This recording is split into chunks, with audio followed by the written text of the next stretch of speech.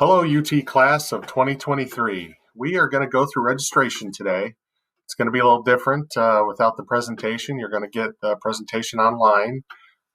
Those of you at home watching this, if you have any questions, feel free to call in, and I actually have a little slide later to give you information about how you can call in and ask questions. But the way the process is going to work is you're going to get the little dog and pony show from me today. Hopefully I'll answer a lot of the questions and show you how to fill out the forms. I know your sophomores, going to be future juniors. You've done this a couple times, but there's still some big changes coming up. A lot more choices for you as juniors. Then what's going to happen is after we give you the presentation, we hand out the forms, or you download the forms online. You are going to be contacted by the counselor, whichever counselor you have. If your student's in the school, we're going to call you in. If you're watching this from home, we'll probably have to do it through email, or we'll give you a call. We'll try to get a hold of those forms, or you can email them right in, or we'll even take a fax. So I also would like everybody to try to fill out the forms as much as possible so that when we call you in with your registration stuff, if you have most of it filled out, or at least the electives, we kind of know we can get through it quickly because there's going to be a lot of kids. You know, some of the counselors have over 400 kids that they have to call down and keep track of. So it's going to be a quick process. Then what will happen is we will put everything in the computer, and parents will get a copy sent home. It'll be in April, or I'm going to say possibly May, and it'll say, here's what your son or daughter has signed up for. So students, this is when your parents will get to look over everything, and if they don't like what they see, then they can call and change things. I would encourage all of you to talk with your parents about what you want to sign up for, and then that way they'll know what you're signing up for, and we won't have to change everything. We will let students make changes all the way until the end of May. So it's pretty much until the end of the school year that you'll be able to make changes. But then after that, we say no to changes, because what happens is we start assigning teachers and figure out how many teachers we need and how many sections we need, because if we have enough kids sign up for things, we're going to make sure that we offer those classes. So once it hits the end of May, then you can call us and we can talk it over. And if there's a really good reason, maybe we can change it. But otherwise, we will not change schedules after that. Pretty much when we leave for break. On here, you'll see who has, who the counselors are and who they're in charge of. They're part of the alphabet. So for instance, Mrs. Frost, here's her information. If you want to pause this and write it down, that'd be great, so that you can, call us, email us. Students that are in the school, you can stop on in. If you have any questions, please talk to us and we'll help you through it. But here's all the contact information for everybody. Then junior year, the required classes for junior year, it's going to be, you have to take an English, you have to take a math, you will take U.S. history, and then PE. Most of you have already taken PE, driver's ed, or health. We may have to put in a health or driver's ed here and there, but for the majority of you, it's going to be PE. Science is not required in order to graduate. So you only need 2 years of science in order to graduate from UT. If you think you're going on to college or straight onto a 4-year school or even Blackhawk, I think that 3 years is a good idea. Some colleges require it to get in. A lot of colleges require it to get in. But to graduate from UT, all you need is 2 years of science and you're good. So science not required, but again, good idea. The big change for you guys, and I have the next slide, is you can pick from ACC classes. So right now, your freshman year and your sophomore year, we pretty much told you have to sign up for all these things. And we didn't give you a lot of electives to choose from. So your junior year, you're going to have 3 electives that you can choose from. So you are going to have a lot more choices than what you were used to. If you want to take an ACC class, those classes are 2 periods long, so they're going to take up 2 spots on your schedule, but those are more of your hands-on, your welding, barbering, and actually I'll show you that on a couple slides from now. But a lot more options for you. It's now time to start thinking about, what do you want to do after you graduate high school? Are you looking to go to college? Are you looking to go into the trades? Are you looking for military? All that stuff your counselors can help you out with as we look through stuff. And then the last thing, and I'll get myself out of the way here, the last thing is you're going to need to sign up for anything that you failed that was required. So like if you failed an art class or a painting or something like that, you don't have to retake that because it's not required. But if you failed in English, a math, a science, world history, something like that, you will need to put that back on your schedule. And we do have Plato classes and things like that. I would say it's always a good idea to try to get that stuff out of the way the next year. Don't say, oh, I'm going to wait to do it until senior year. And then all of a sudden you got 3 or 4 classes you got to make up senior year, and you don't want to do that. So try to make up that stuff the next year, or, go talk to your counselor and see if you can make up some of that stuff now. But ACC classes, I wanted to show you the ACC classes here. These are all the little things that are offered for ACC. So you'll see barbering, auto body, auto mechanics, firefighting's there at the bottom. All these are 2-period classes and are hands-on. All of these also are going to be with kids from other schools. So kids from Sherrard, Orion, Moline, Rock Island all come to take those classes. We just have the benefit of them being here at UT. So any student that wants to sign up for the ACC classes, just remember they're 2 periods long, and I'll kind of show you how that's going to look. Also, I wanted to highlight that ACC is going to look at your attendance, your grades, and they're going to look at discipline. So when we get to classes that fill up, such as auto body, auto mechanics, echo, early childhood, some of those teachers are going to start looking through your attendance, your grades, discipline before they let you in those classes. So it's been very important up to this point that you keep good grades, your attendance is good, especially for those ACC classes. The course planning guide, I want to talk a little bit about. It is on the website under there's an academic tab. If you click on the academic tab, it'll say course planning guide. Some of you have kept your course planning guides, and you can look through those. If you want to see an updated one or print off a new one or just scroll through it online, it is on the UT webpage under the academics tab. Also on here, I did put where it is. Here's the address. If you want to look at it, highlight that and put it in your browser, you can pull that up. That's also the course guide. Information in the front of the book. In the front of the book, it has all our contact information. It has a 4-year plan. It has, all the important names here at UT that if you have questions, you can call.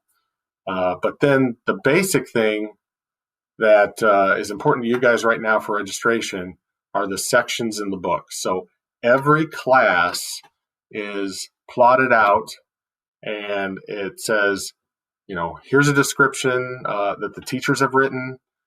It'll also have everything broken down by here's the art department, here's the math department, here's the history department, and everything they offer.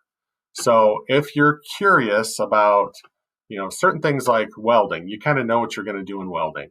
You know what you're going to do in painting. But when we get to classes such as like a gender issues class, or I'm trying to think of another one, sociology. What is sociology? That is in the book if you have questions about that. So all the course descriptions are in there, everything you need. But again, if you have questions, feel free to contact your counselor and we'll help you out.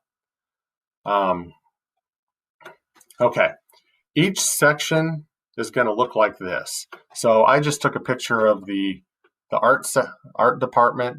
So it'll have, as you can see over on the left, it'll have, here's all the course numbers. It'll have the name of the course. It'll have, if it's a full year class, if it's a semester class. Some of the classes are like a quarter class, like a marching band. And then it'll have who can take those classes. So, there's certain classes as freshmen and sophomores you could take, such as art, that you won't be able to take as juniors and seniors. I would say there's a lot more classes you can take as juniors and seniors than what you could take as freshmen. So it's all plotted out like that. But then after this section, there will be descriptions of each individual class. So if you have questions about what something is, it's all right there in the course guide. The other big thing, other than ACC for you students, is next year as a junior, you can take classes that are dual credit classes. The big thing about those is you can get credit from both UT and Blackhawk. It's one class, and then you get double the credit or dual credit. That's where the name comes from. So there are some classes that you can take as juniors that'll get you college credit. Students can walk out of UT with pretty much like a semester done of college. So I know the parents that are possibly watching this are probably going to be excited about that. There's registration. We do it by semester. So there's some extra forms, there's some extra hoops that you got to jump through for dual credit. With dual credit, there also is a cost associated with that. So the cost is $25 per credit hour. But to give you an idea, when you go to Blackhawk, most classes are like 3 credit hours. So it'd be like $75 a class for the classes that we offer at UT. If you went and took those same exact classes at Blackhawk, they're going to charge you about $135. I know I had a son that took a class over the Christmas break for college at Blackhawk, and it was about $430, $440 to take that class. So $75 compared to $400 is quite a deal for UT students. I'll get myself out of the way. The money that for the dual credit, you are going to pay that. What will happen is Blackhawk will send you a bill in the mail. A lot of people will come in and say they want to pay it at registration, or parents want to pay it right away. You got to wait for Blackhawk to bill you, and that's not a fee that we collect. It's actually for Blackhawk to collect that. And then at the bottom it says, even if you're 18, with the forms, you're going to have to get a parent to sign the form to do the dual credit class. Also with dual credit, I said there are a lot of hoops to jump through. There's an AccuPlacer exam, which we will offer at UT, but if you want to go take it at Blackhawk, you can go take it there too. There's a couple of different options. Mrs. Drish usually heads up the AccuPlacer, and it's just listening to announcements, and she'll send information out to kids about that. So you have to get a certain score on the AccuPlacer. There's the Blackhawk College application online. So you'll have to go online and register as a dual credit student for Blackhawk. Then there's a separate registration form that parents have to sign. All this is your responsibility that we're expecting you to do. Also, if you're going to take the dual credit Spanish class, it's really more for kids that are native speakers right now, but then after your junior year, some of you senior year can also take that dual credit Spanish. You have to have at least a C or above in all your classes in order to take the dual credit Spanish. But this is the big thing. I think it's your responsibility to do all this stuff. If you don't get all these things turned in, then we can't put you in the dual credit classes. And Mrs. Drish does a pretty good job tracking stuff down, but you got to have all this stuff in order to get into the dual credit classes. Here's the classes I just wanted to highlight that are available your junior year. There's welding, echo. You'll see the law and public safety. Music appreciation is kind of a music history. I think a lot of kids go in there thinking that it's going to be a class where we get to listen to music and just write about it. It's going to be a lot of history to go along with the music. So keep that in mind, that you're going to be writing papers and things like that with the music appreciation. The Spanish, again, if you're in the native speakers, you're probably going to qualify for it. If not, if you're not in the native speakers, you're going to have to wait until senior year to do it. We also have a speech class that you can take. And then if you're in American Studies, as part of American Studies, you'll end up getting credit for English 101 and 102, which are kind of the first 2 semesters of English in college. So any of the classes that, like the welding, the echo, the law and public safety, that are done through the Area Career Center, those they will come into the classroom and help you fill out some of the forms and paperwork. You're still going to have to register online. The other stuff, like the music appreciation and the speech, you're going to have to get a form, fill that out, and kind of do that on your own and turn it in. So here's what the form looks like for Blackhawk.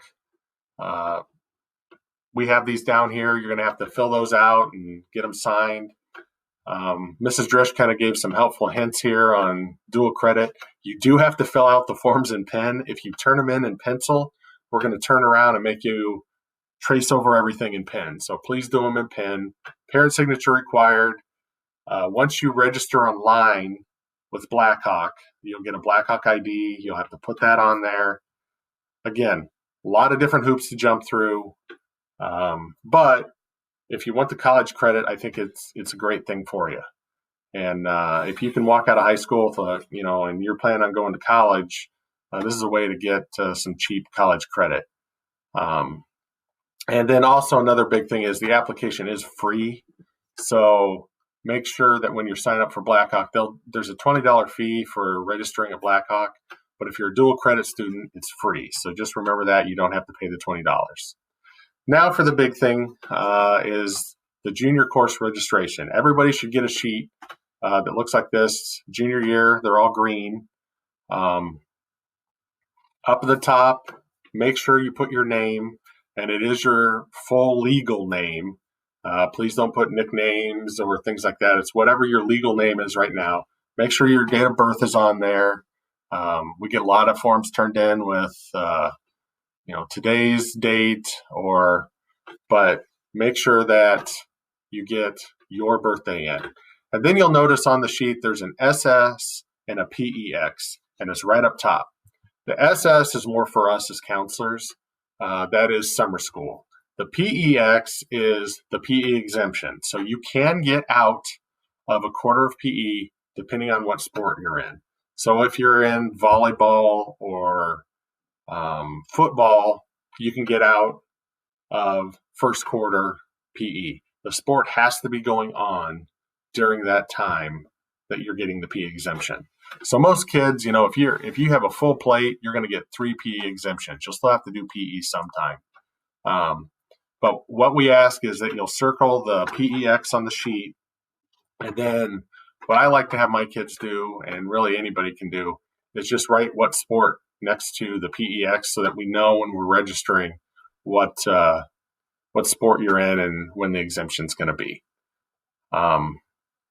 Then here's the main requests. So right here, I've kind of highlighted, this is going to be accelerated in college prep kids. So when you're filling these out, so say you're a college prep English kid, you need to put right next to the English, you can write English 4 CP, and the number is 131. Since that's a year-long class, you're going to write it in both boxes, both sides of the box. Anything that's a semester, you can write in just one side or the other side, but realize when we put everything in the computer, just because you write it in the first semester requests, we may try to get it in there for you, but the computer's going to arrange everything to make it fit. So just because you write it in the first semester doesn't mean you're going to get it in the first semester. But again, anything that's a semester class, you write just in one side or the other. Anything that's a year-long class, you're going to write it twice. So for math, if you're in CP class, there's Algebra 2. Also on these green sheets, everything you get, and I actually just have a sheet here with me, everything you see or can sign up for is going to be on the back of the sheet. So the front of the sheet has all the lines where you can write everything. The back of the sheet has all the classes that you can sign up for. So if there's not something up here, because I just did some sample, if it's not up there, it's going to be on the back of the sheet. So Algebra 2, that's a year-long class, so you're going to sign up twice. The studies program, the AS is American Studies, so that would be, our accelerated kids. You're going to put down 952, but if you're in CP US History, you're going to write down 920 in both boxes and put CP US History. Actually, let me go back a little bit. Then down here at the bottom, let me get myself out of the way here. Down at the very bottom, it'll have, that's where you're going to put your study hall, your early release. If you want an early release, you have an option. There's a form you'll have to fill out with that. There's a late arrival that you can take as a junior, but there's a form your parents will have to fill out with that. Also with the PE, you'll notice on line 4, if you want regular PE, you're going to put 711. If you want athletic PE, you're going to put 714. You need to be in a sport to be in athletic PE. Most of the coaches will give us lists and things like that. Also, here's another, this is more general level classes. So if you're in English 4, you're going to do 132. If you're in Algebra 2, is 614. Again, anything that is a year long, it's going to be both boxes. Anything that's a semester, you're going to only write in one box. Here is, for example, if you sign up for an ACC class. From the very beginning, I said ACC classes are going to be 2 periods long. So you have to they're going to take up 4 boxes when you're doing your schedule. So make sure that you put in 4 boxes, any of those ACC classes that you want. And then otherwise, like down at the bottom, it shows that ceramics is only a semester, so it goes in half the box. And then this person wanted study hall for half the year and ceramics for the other half. The big thing again is echo classes are going to be 4 boxes. So that's going to take up almost all your electives if you want to do that your junior year. And then last few things, down at the bottom of those sheets, it'd be nice if you can give us some career choices so that we know what you want to sign up for. And then expected educational path. Again, that's military if you want to go to the trades, so that as we're looking at the classes that you have, we can then guide you one way or the other. So, and then parent signature down at the bottom. If you turn these in without a parent signature, we will take them because we are going to send them home. So we will take them without a parent signature because everything gets sent home later. Last few things before we're done, and then you can get to work on this, and we'll start calling kids in. Make sure you do these in pencil, because if you do them in pen, a lot of kids are scratching out and they're drawing arrows, and then we don't know what they sign up for. So make sure you do this in pencil so you can erase. Write out the whole name of the class that you're signing up for and the course number. Basically, what that does is it helps us figure out, if you put, I'm signed up for welding, and then you put the number for ceramics next to it, we're going to have to call you in and figure out, did you want welding or did you want ceramics? So that it's a checks and balance for us. So write out the whole course name and the number, and when you fill this stuff out. Your X class will be on line 7. So that's going to be like your study hall, or your class that is an elective that maybe you think you're going to struggle in a little bit. That'll be on line 7. Only 5 weighted classes. I already talked about the parent signature. I highlighted this at the bottom. There are special applications that I didn't mention for like ACC. There is a form for ACC that you have to get filled out. Dual credit, we talked about those forms. And then Skyline, if you sign up for that, there is kind of a form and process to get into Skyline, which is like the yearbook program. So there are some other applications that you have to fill out. But as you bring that stuff in and sign up, we'll make sure you get a lot of those forms. Again, if you have any questions or anything like that, feel free to give us a call. Otherwise, we are done, and we'll talk to you later. Thank you.